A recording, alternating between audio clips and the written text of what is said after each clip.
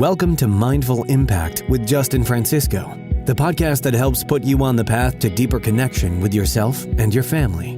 Justin provides you with weekly takeaways and meditation techniques to send you into the weekend with calm and confidence. You'll listen to discussions with experts who have found balance in their lives by being intentionally mindful in their self-relationship and in their relationships with others. It's time to center yourself, reconnect with the people around you, and get heavily meditated with the host of Mindful Impact, Justin Francisco.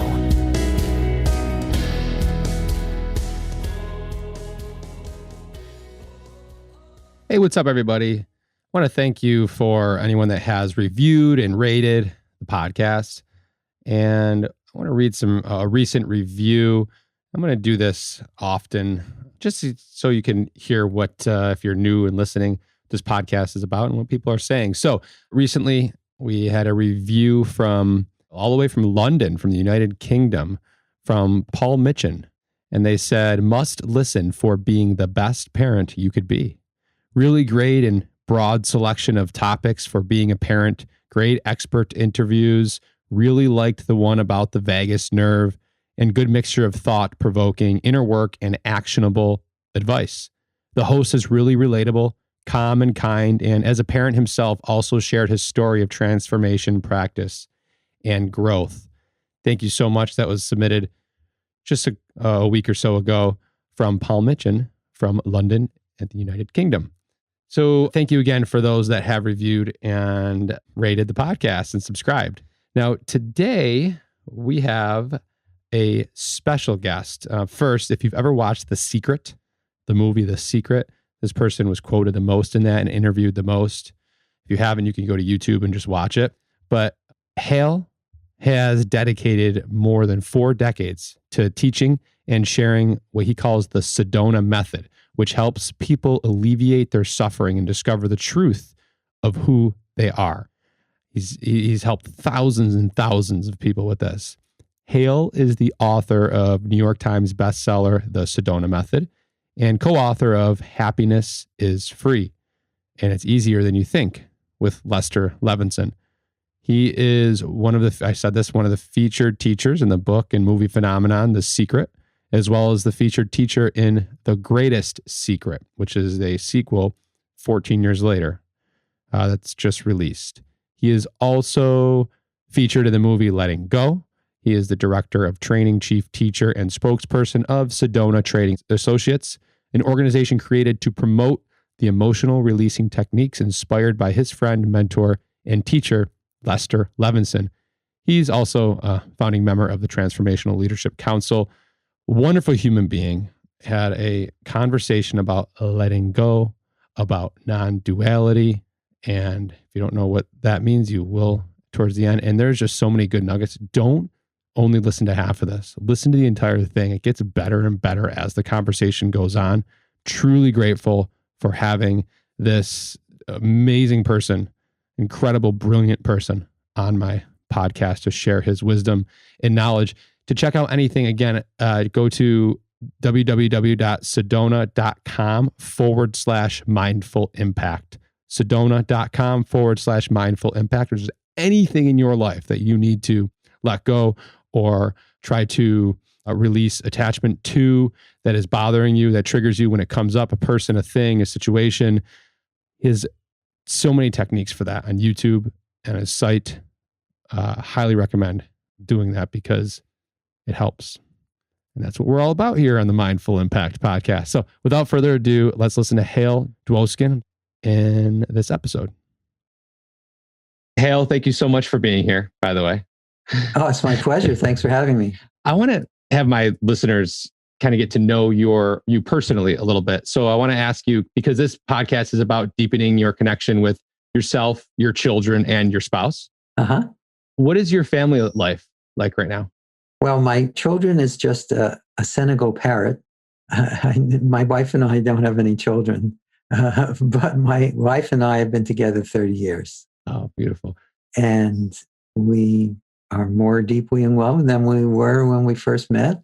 And I lose words when I think about my wife, because we're We have, of course, the same challenges that anyone does, except we've both had the Sedona Method for the 30 years that we've known each other.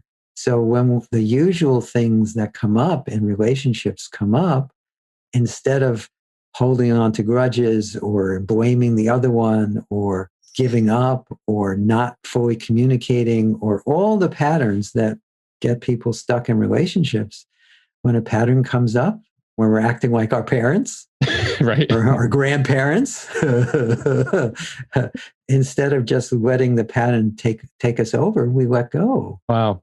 So she's an adopter of the Sedona Method also? Oh, yeah. I introduced it to it while we were dating. Oh, so, okay. So when you were dating, did you come up with it, or did you come up with this pre-dating? No, the Sedona Method was inspired by my mentor, a man named Lester Levinson, who was sent home to die from a second coronary back in 1952. And rather than give up, he started a process of self-inquiry and discovered that we all have this natural ability to let go. And he used it intensively in himself to completely heal his body. But he said that was secondary.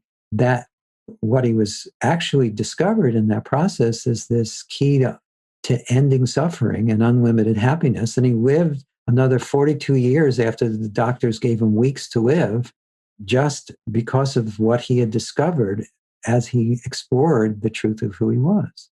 I find that really fascinating. I've heard many stories like that. And there's a lot of ways to go. What do you hear letting go a lot in the spiritual world, right? For you and what you teach, what is that? This is such a broad question, but what does it exactly mean? What are we letting go of? And does that mean that nothing like bothers you at all anymore? No, I still have reactions to things, except they are fewer, far between. They're not as intense. And my resting state is happiness and peace and joy. That's my resting state. It's occasionally still disturbed by emotion. And usually what happens is when an emotion arises, as soon as it arises, I can just feel it just dissolving. I don't need to do anything to get rid of or deal with the limiting emotions that for most of us, once they come up, it's hard to get rid of them. I know people who've been in the same emotion their whole lives or for decades.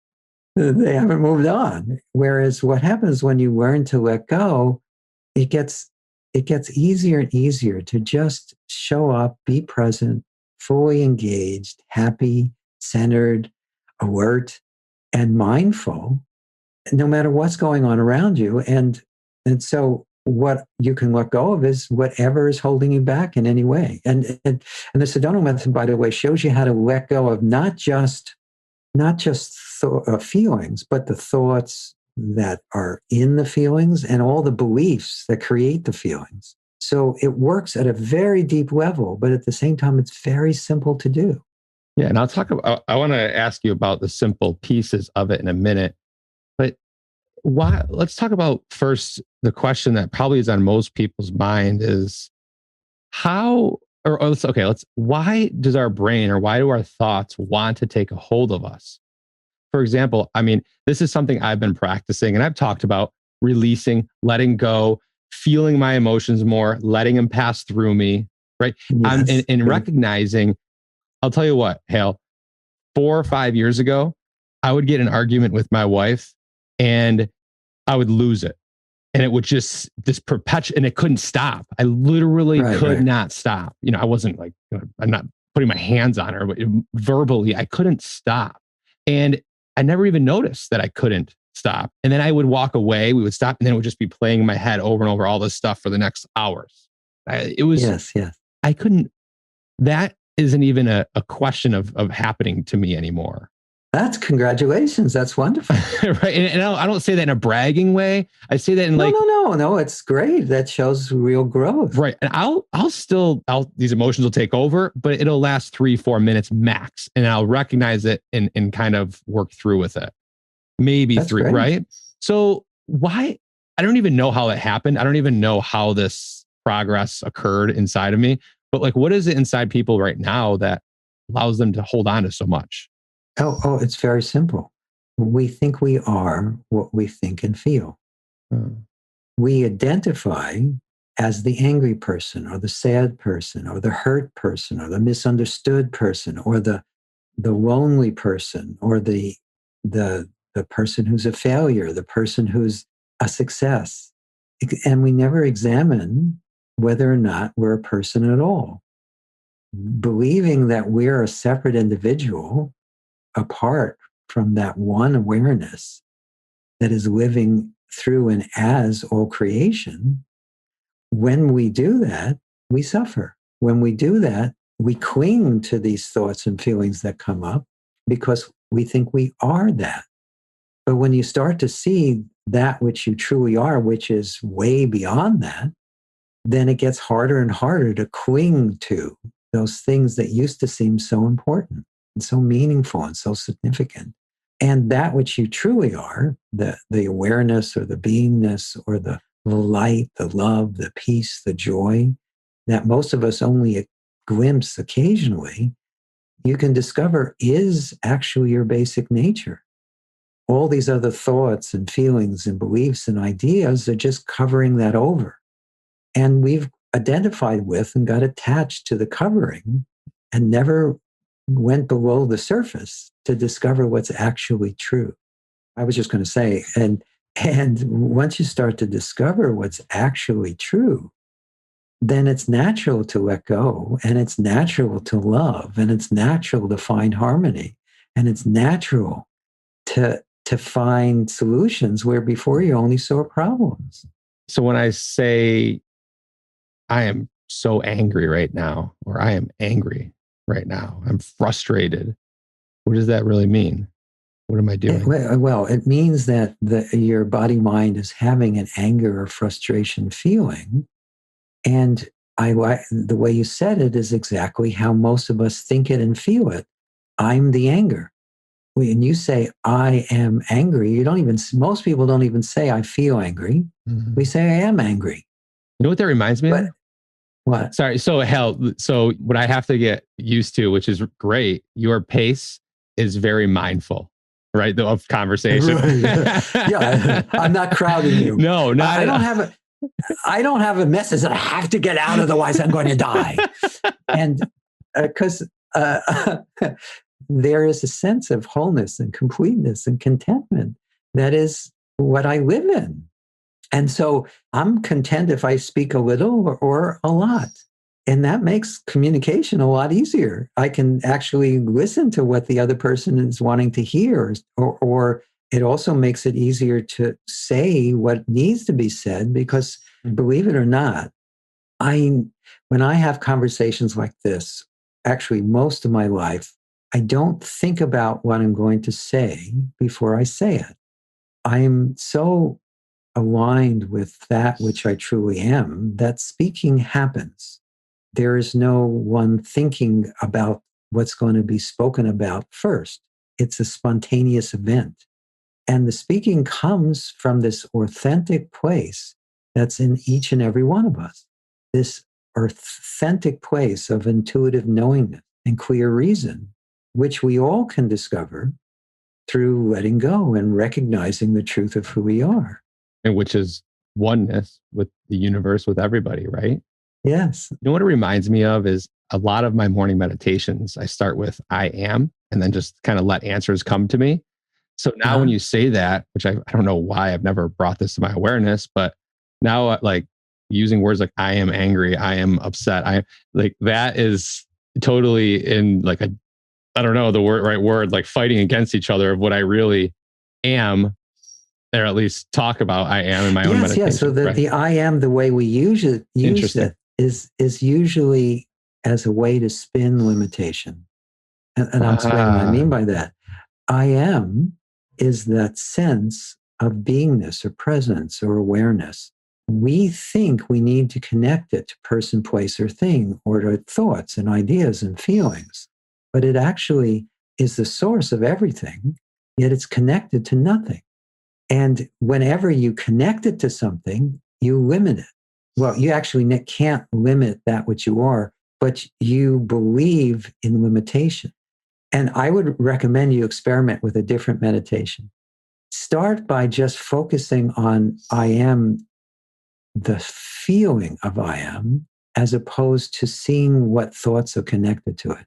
You can ask yourself, if you want to use words, what is the source of I or I am? That will take you deeper and deeper into the heart of awareness. And you'll find that your mind just stops. The mind is a wonderful tool, but it's an awful master. Because what it does is it misdirects us all the time. It creates a problem and then it says, well, here, let me fix it. But it's the one creating it. And we forget that. We don't realize that it's an arsonist masquerading as a fireman. That's what our mind is. It's an arsonist masquerading as a fireman. Yeah, taking us away and like getting us lost in that. Yeah, what are the pieces that we need to go through? I was on your webpage kind of browsing through of actually letting go, because I think it's such a powerful process to constantly do that, especially as a parent, to be able to let things go that your children create inside of you when really it's all you, it's not them. I understand that. Yeah. So to let it go, how do we do that? Well, actually, let's do a process. But let me first explain what I mean by letting go, because you asked that earlier and the conversation went on. Mm-hmm. And so let's just come back to that and let's really simplify it. So I'm going to do a little analogy with an object and your hand. So pick up an object. I'm holding a pen. But pick up a pen or pencil or paperclip. It doesn't matter what it is. And for the sake of this analogy, the object represents your unwanted thoughts and feelings and beliefs and ideas about yourself. And your hand represents either just your gut or your awareness. Now grip the object really tightly with your hand. Got it. Now, if we did this long enough, it would start to get really uncomfortable, but also feel really familiar, because this is what we do with our thoughts and feelings and beliefs all the time. So that's enough gripping. So open your hand and roll the object around in your hand. Now, is this object attached to your hand? It's obviously not. Right. It's just resting. It's just resting on your hand. Exactly. And so close your hand lightly around the object, turn your hand upside down, and just drop the object. That's what's meant by letting go. What you're letting go of is the things that you're clinging to, that you've identified with, that you're resisting. When you can let that go in any moment simply by choosing to. It's really just a choice. And we forget that. And by the way, since you're a parent, I know you've seen this. Young children do this naturally for the first 2.5 years of life or so. And to some degree after that, children will get really upset about something, and then they'll just drop it as though it didn't happen. We as parents are still responding to their upset they had an hour ago, but they have no idea that you're at all. It's gone for them. This is letting go is completely natural. I'm sure you've seen this. Do you have sons or daughters or both? Or? Yeah, I have both. And yeah, I mean, my thought is like, how did we lose that? How did we lose that along the way of life? I'll explain that. But I just want to give you an example. I have so many questions for you. No, that's great. So do you remember when your son or daughter would fall down and then look around to see if they need to be upset? Yes, I see that happen often. My daughter falls a lot. Right. Well, the children do as part of as part of learning how to walk. It's a good thing that we don't just fall down once and give up as children. We'd never walk. They do. They look around and they're like, should I be upset? And if they don't catch your eye, then it's like there's no upset.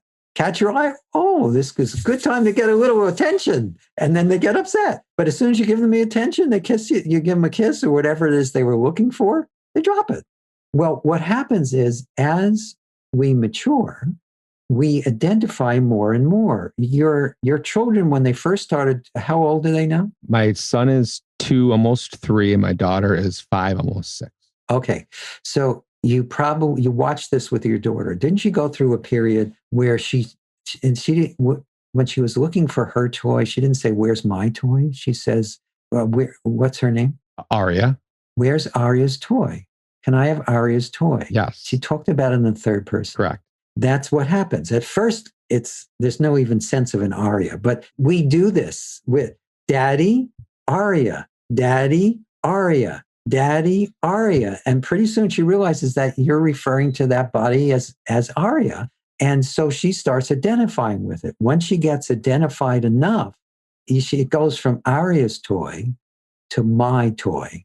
And that's also when the no comes in. That where as soon as you've identified enough, then you have to defend that identification because it's very insubstantial. And so that continues as we mature. We're saying no and no and no and no more and more and more. And we're losing touch with this natural ability to let go and be spontaneous and happy and at ease moment to moment. You get children gifts, and sometimes they're more entertained with the box the gift came in. Yeah, we just had that conversation, Hale, like 2 days ago, because my kids played with a box all day. That's right. They could play with a box all day, and they're totally content. We, as adults, want fancier and fancier boxes. And so what happens is, as you learn to let go, you stop identifying with the limited person, and you start to see you're much more than that. And you get in touch again with this spontaneity and naturalness and ability to just simply let go. So while we still have time, let's do at least one process so I can give something that to your listeners that they'll be able to take with them. Oh, I like that a lot. Good? I like that a lot. Okay, and then we can come back to this conversation because I can tell you're just sitting on a lot more questions. I'm listening. I'm taking it all in. Yeah, I am. But that's great. No, it's wonderful. I mean, your earnestness and your naturalness in your interest in this is fun, and it's helpful to everyone listening. So don't change yourself in any way. Appreciate but that. Let's drop in a process. Okay. So for the sake of, I'll tell you what the steps are first, and then I'll take us through it. It's better if I do it at least twice. 3 times is better, but it doesn't really matter. But the important thing is that this tool is this is just the beginning stages of the Sedona Method. It's sometimes where we start with people in our audio programs and in the book and all the things that we teach.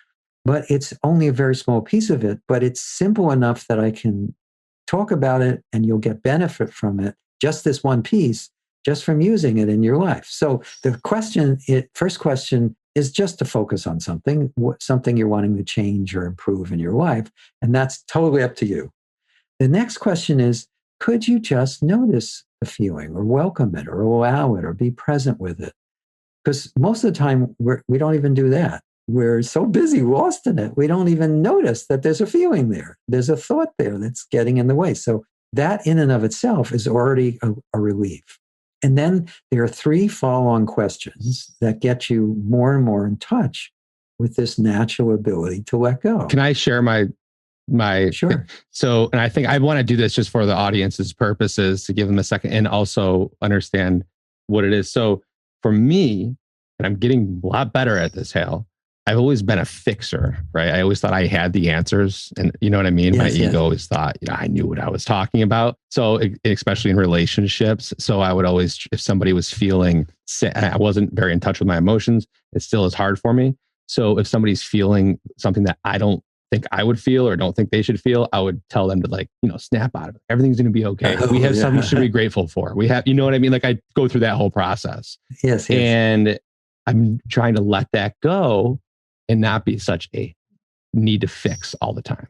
Good. So that's wonderful. My thing that I like to change or be better at. Well, good. And by the way, you can be as self-revealing as you'd like. The wonderful thing about our seminars is you never need to do that, even in our live seminars. Right now, we don't do them in person. We do them via Zoom and via teleconference. But the beautiful thing about the Sedona Method is it works at the level of the feeling as opposed to why you have it. Because you'll discover that why you have the feeling or the thought or the belief is not as important as just letting it go. And you don't need to know why in order to let go. And that's it's a common misconception. That's why people often struggle with letting go, is because they think they need to know why they feel the way they do first. And sometimes you never know. It just complicates things. It overcomplicates things, definitely. And you'll find that once you do let go, if you need to know why, you'll have an insight. You'll go, oh, I know why I was feeling angry. It was this. Oh, and that's nothing to even be angry about. Okay, we're good. All right, perfect. Sorry to sidetrack. But if you go, oh, no. Again, this is perfect. Because it also exposes something, that a place that we all get stuck. We get stuck in thinking that we need to reason it out. Mm. But emotion and reason often run at cross purposes. And as you let go and you rediscover that natural center or core or beingness that's right within you in this moment, then what happens is your thoughts and your feelings get into alignment and they support each other. And it's a very different way of living life. But anyway, so the next question is, could you let it go? And if you're able to drop that object, which I saw you do, and those of you at home or wherever you're listening to this, I know you can do it too. Even if you can just imagine dropping an object, then you can do it. So it's the first question is, could you let it go? The next question is, would you? And would you just means, are you willing to? And if you're ever not sure when doing this on your own, you can ask yourself, would I rather hold on to this suffering, or would I rather be free of it and have my goals? And usually the answer is obvious then. And then the last question is when? And when is an invitation to decide to do it now. And the only thing I recommend when you go through this process, either as we do it together now or on your own, is you avoid excess inner conversation. You stick more with your heart or your feeling sense as best you can. And it's just answer the question spontaneously and know that yes or no are acceptable answers. If you're being honest with yourself, I've seen happen thousands of times. Someone says, no, can you let it go? No. And then they let go anyway. Because they were being honest because letting go is natural, it just happened anyway. So anyway, so let's go through the process. It'll get more clear. And you don't need to respond that well, because I'm going to do this as a group release for everyone listening. We can talk about it afterwards, but let's just do it. So in this moment, could you just simply pause the mind for a second as best you can? And just simply notice what is. Or simply allow yourself to be. Now, by the way, this pausing is enough to start to shift your inner sense. Now, allow yourself to think of something in your life that you're wanting to change or improve. It doesn't matter what it is. And then whatever you thought of, could you allow yourself to notice or be present with or welcome or allow whatever that stirs up inside of you? Could you just let it be here as best you can? And then as best you can, just for now, could you let it go? Just could you? Would you? When? Now, you may have noticed you let go a little on could you, a little on would you, a little on when, or you may have saved it all up for the when. In any case, let's run it through it again, just so you can get a better sense of it.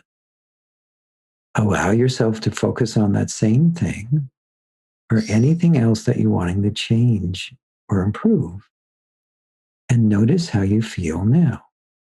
Allow it, be present with it, welcome it as best you can. And then as best you can, just for now, could you let it go? Just could you? Would you? When? And let's go through that one more time to take it even deeper. Again, focus on that same thing or anything else that you're wanting to change or improve. And just notice or allow or welcome or be present with whatever it stirs up inside of you. Just let it be here as best you can. And then as best you can, just for now, could you let it go? Just could you? Would you? When? Okay, good. So what you'll find if you play with those questions, they'll help you to start letting go of even things you've held on to for a long time. And it really can be that easy to just simply let go.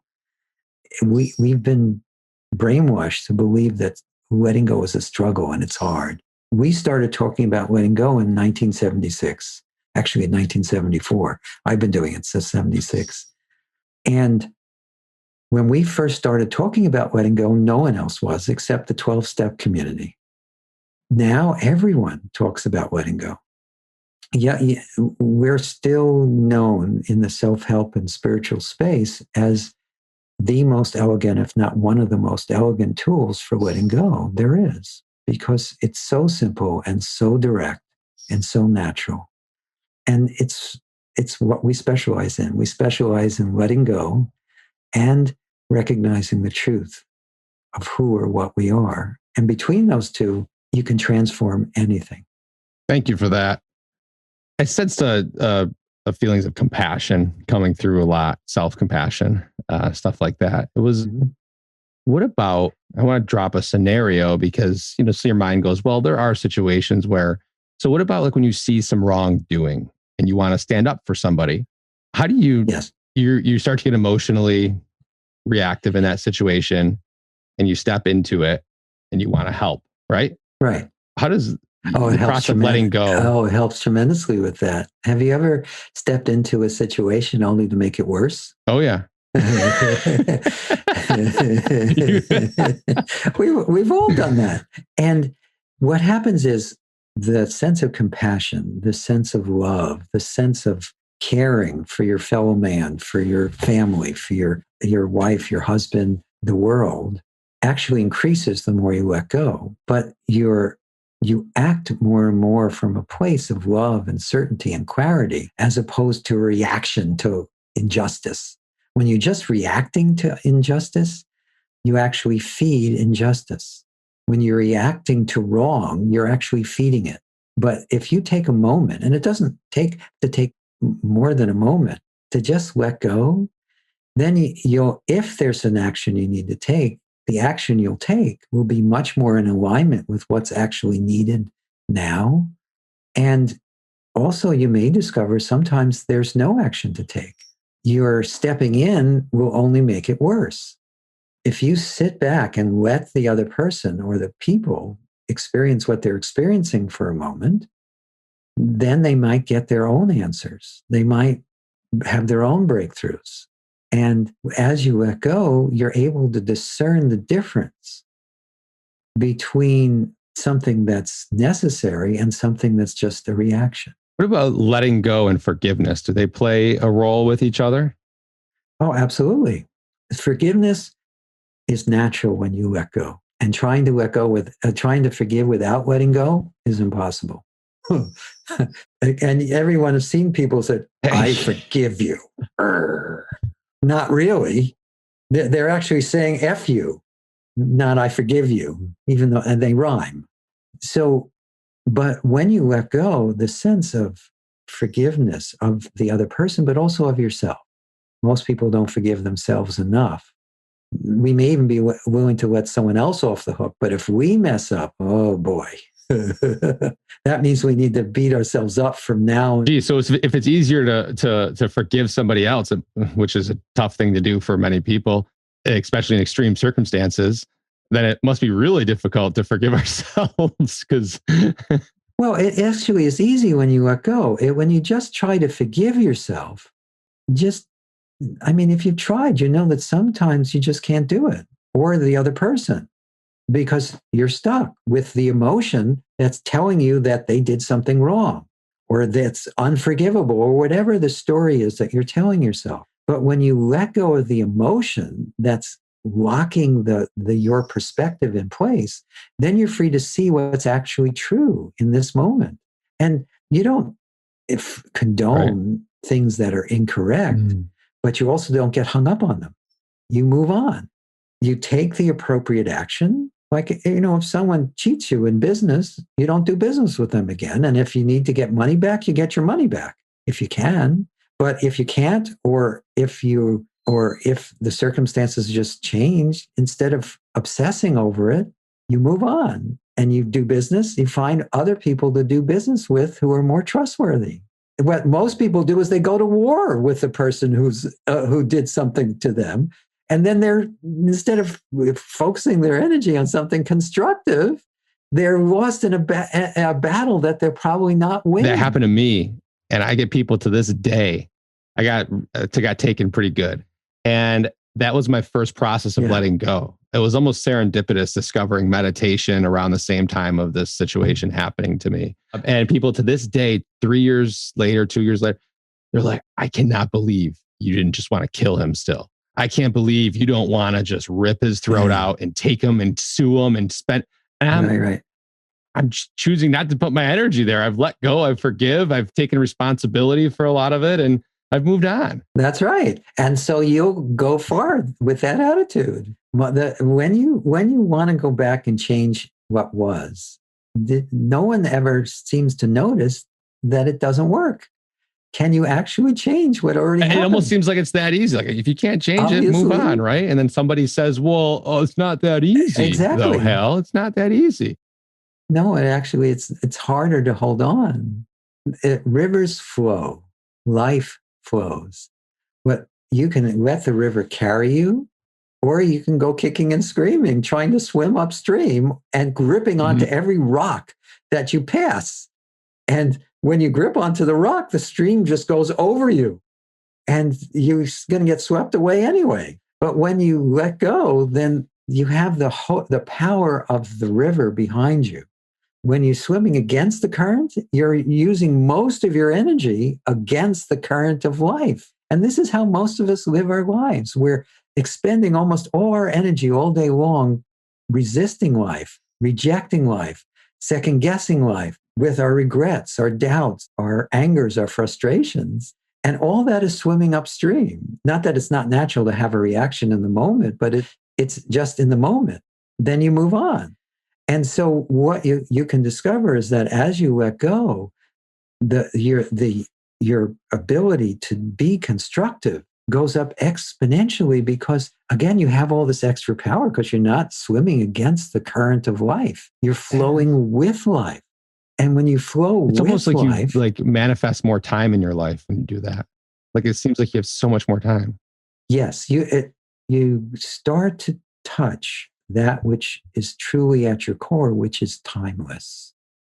And as the more you live from that timeless place, the more you feel like you have all the time in the world to accomplish what you need to. It doesn't mean you don't act quickly. If you act as quickly as necessary in this moment, I can get a lot done in a very short period of time. In fact, the Sedona Method book, the first book, the core book about the Sedona Method, I wrote that book in just 6 months. And I wrote a book before then that was a 5-book series that I've recently combined into just one book. I wrote that book in 6 weeks. And that's because I stayed really focused and kept letting go. So I was able to just keep working. And anytime there was a block, I let it go. And I just kept working. So you actually work smarter when you let go as opposed to harder. I noticed that a lot. I totally do. Let's jump into your newest book, The Greatest Secret. So sure. Well, actually, that's not my newest book. You're just in it. Rhonda Byrne's newest book.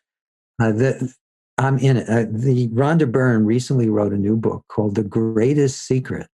And she, in the past 14 years since The Secret came out, which most of you have heard of, she's spent her life dedicating herself to her own inner spiritual quest, how to get rid of unhappiness, how to end suffering, how to discover the truth of who she was. And she studied with a group of different teachers, not individually, not as a group. They weren't all together in the same room.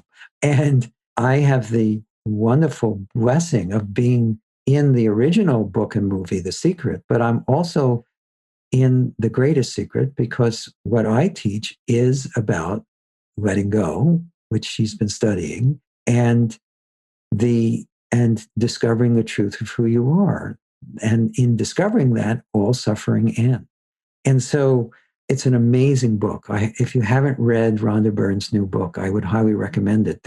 I'm just one of many teachers in it. Eckhart Tolle is in it, Rupert Spira, Deepak Chopra, and many other teachers who you may not have heard of, but you should, because they're all pretty amazing people.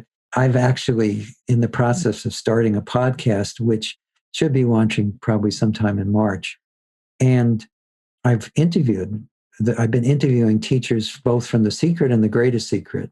And it's been wonderful to get to meet all these people, because a lot of them I hadn't met. Some of them I'd met before, but many of them I hadn't. So it's been really fun to interview all these people I knew all the people from The Secret. They were all friends of mine. But the people from The Greatest Secret, these other spiritual teachers, I've heard of some of them, but I hadn't really talked to them directly. And so it's been really you said fun. Non-duality is the topic, spoke of a lot in there. Can you tell the audience that might not be familiar with the topic of what is non-duality? What does that mean?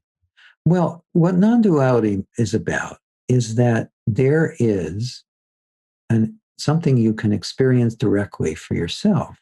There is an interconnectedness that runs through all people, all plants, all animals, even inanimate objects. They're all part.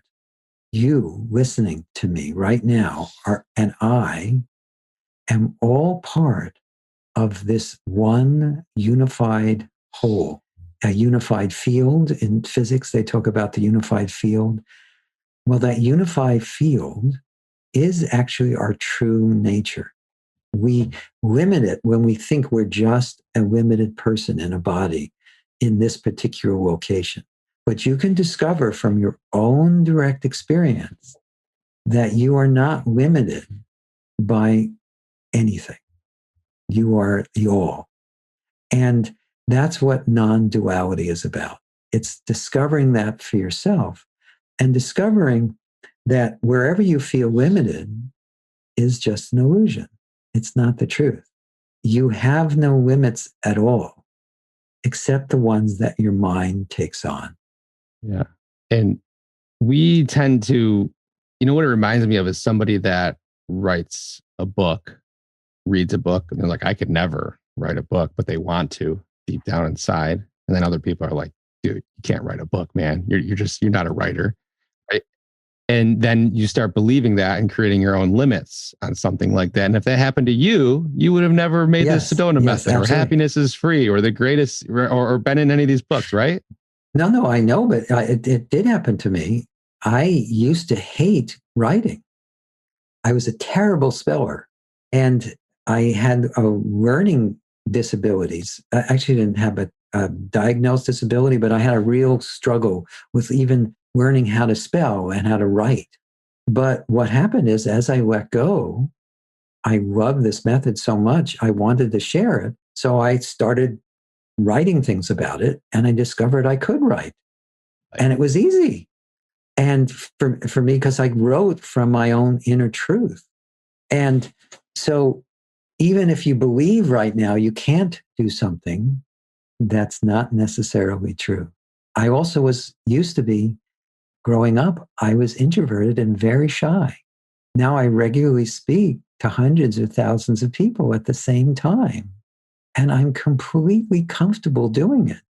And again, that it's 100% because I let go of my social anxiety. I let go of my lack of self-confidence. I let go of my second guessing myself. I let go of this tendency to run away from the world. And now I feel completely at ease and natural in any situation. I'm still completely comfortable being by myself. But I just finished a course this past weekend called Mastering the Greatest Secret. It was a course to help people learn what's in Rhonda Byrne's book experientially. And there were 400 people on that Zoom course. And it was the same as me talking to you right now. It was just as effortless. So letting go of as fear this conversation seems to be a big one. People seem to always be scared of something, right? Speaking, scared of spiders, right? Oh, absolutely. Scared of COVID, right? We can talk about that, COVID. right? Yeah. For on and on, we could talk about that. But fear is false evidence appearing real. That's not my quote. It's I forget who I'm quoting there. But fear is releasable. I've seen people easily, just by the way, even just using those first questions that we talked about earlier, let go of fears and phobias, even deep ones, and have them never come back. It's almost hypnotic, kind of doing that practice that you went through earlier, right? Well, it's actually dehypnotizing us. We're hypnotized to believe we're separate and that we're limited and that we can't and that we don't know how and that we're afraid and that we're stuck or that we don't have enough. That's all hypnosis. The releasing wakes you up from that. Can you imagine if the political world took the approach of non-duality into their life? Well, can you imagine if they even just let go a little? Forget about non-duality. Just let it go. Oh my God, can you imagine if our world leaders let go and treated each other with love and respect? I can't understand why they can't. And I don't know. I'm not up top, so I don't understand, but they can't. No, they can, but it's gotten stuck. And hopefully they'll get unstuck. I feel it. It's possible. It's not always, it's politics is always a distortion for most of the time, but the level of stuckness where it is now is extreme. It's not always been as stuck. And so because it hasn't always been as stuck. Yeah, my stay that way. As we have a few minutes here left, I been great. I appreciate everything. I could go on for 2 more hours, but I want to respect both of our times. With the pandemic going on, you mentioned it a little bit. It's still happening. People listening to this, we're in it. My viewpoint at this, my perspective now, and how the way that I approach it myself, I don't know if it's right or wrong. I just wear my mask as the CDC recommends, and I am careful with who I'm hanging out with and doing and living my life currently, just so I don't it spread more and create the hospitals to be more overrun. And after that, I don't sit there and watch the numbers, pay attention to the news, like deeply read articles after article after article about it. I just don't see how that helps me or the situation. And I don't know if that's right or wrong approach, but it doesn't. No, I think that's a very sane approach. Whatever you concentrate on expands within your experience. So your approach is a very sane approach. And by the way, you probably heard the expression pandemic fatigue. It's very, very, very popular to talk about. It's like I had enough of it. But it's actually not fatigue directly. Fatigue is actually coming from something that's deeper. Whenever we feel like we have to do something, we should do something, we must do something, whether we're telling ourselves that or someone else is telling us, our first reaction is no, is to resist, to dig our heels in. And when we resist, it saps our energy. So you can actually let go of your resistance. And resistance puts you more out of control. Martial artists know this. When you come at good martial artists, they use your energy against you. They step out of the way. They exert as little energy as possible. They're non-resistant. But we in life are like bulls in a china shop. We're pushing and shoving and pulling and we're expending all this unnecessary energy because we're in such resistance. So if you allow yourself to let go of your resistance to the pandemic and to anything actually in your life that you don't like, then you start to flow with what is and you respond the way you need to. And it changes. When we approach any situation based on the way it was, we miss the way it is. And when we're in resistance, we're approaching it based on how it was as opposed to the way it is. And we also rob ourselves of the enjoyment that's possible even when we're in a situation like this. You can still have a full, rich, happy life, despite the fact that, for at least for now, there are certain parameters that we're all living within, or most of us are.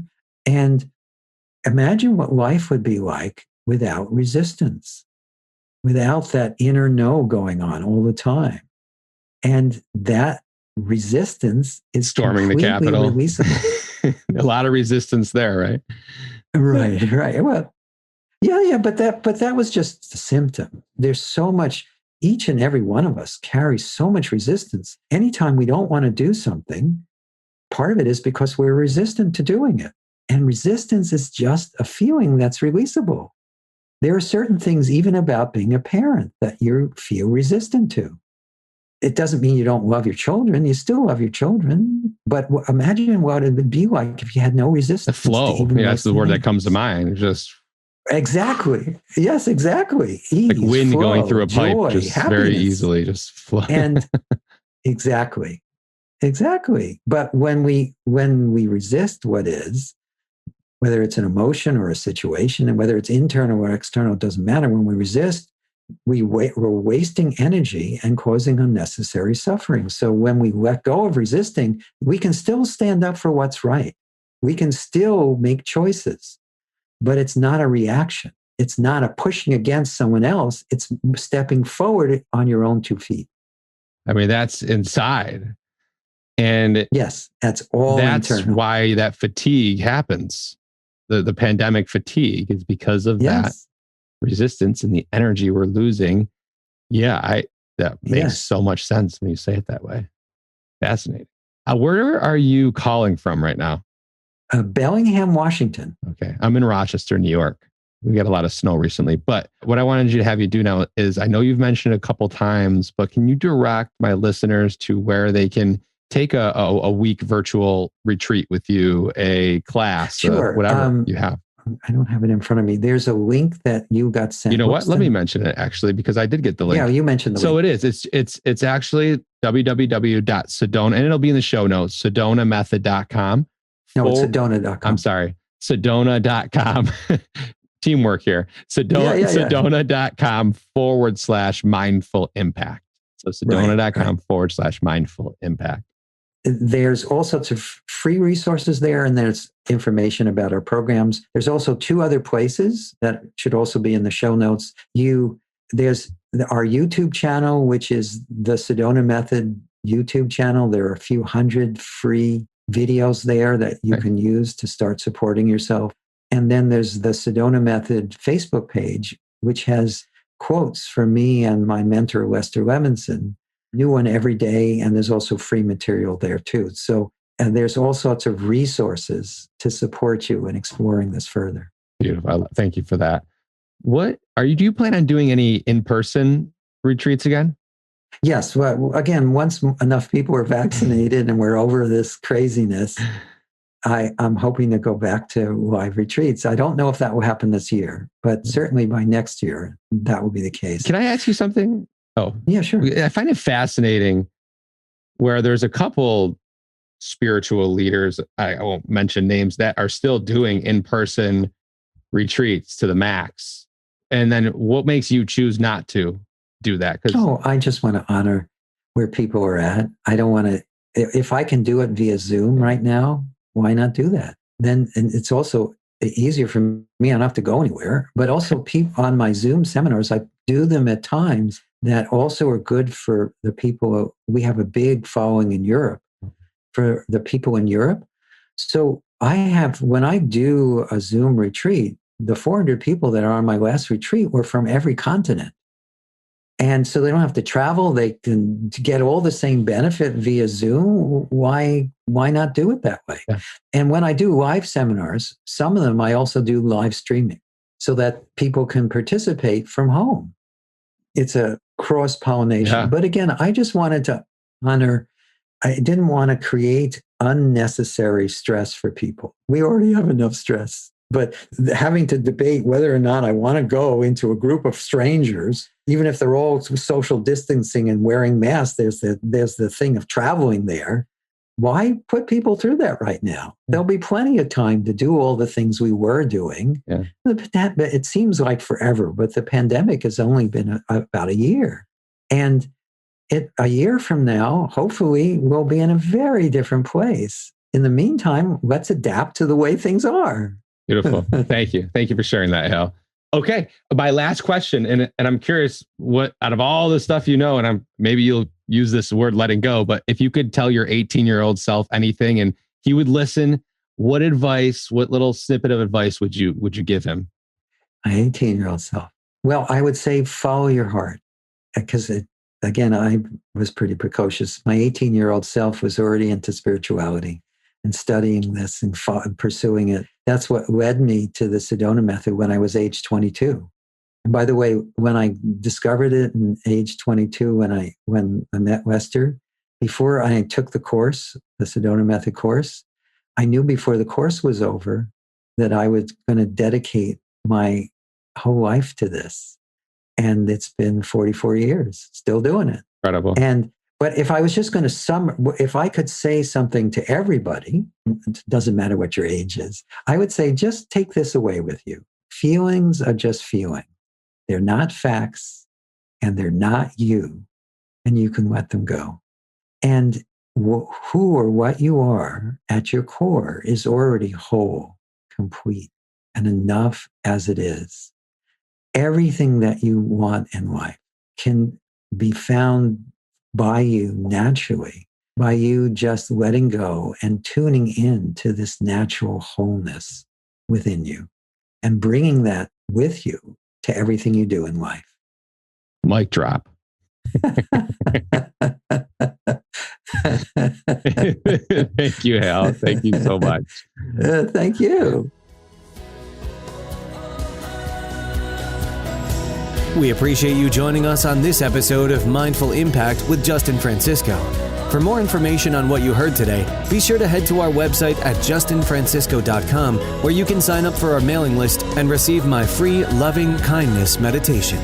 We look forward to helping you on your path towards a deeper connection with you and your family, right here on the next episode of Mindful Impact with Justin Francisco.